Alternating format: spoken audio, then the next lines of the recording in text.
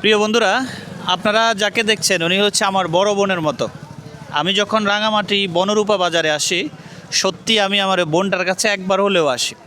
বোন, কেমন আছেন আপনি? ভালো আছি আপনার জন্য। আমি আপনার থেকে এ পর্যন্ত কয়বার খরচ নিছি? নিছেন অনেকবার, মনে নাই।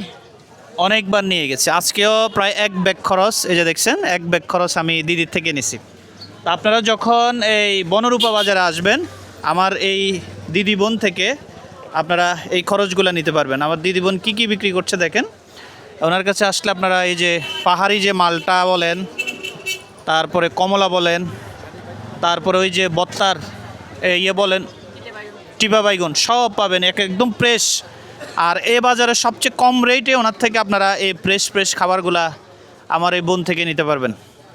যারা বিশ্বের বিভিন্ন জায়গা থেকে আমার এই বোনকে দেখছেন, ওনাকে আবারও বলছি, পাবেন এই যে বনরূপা বাজার, রাঙামাটি বনরূপা বাজারে আমার এই বোনের কাছে আসবেন। বোন, কিছু বলবেন আমার দর্শকের উদ্দেশ্যে?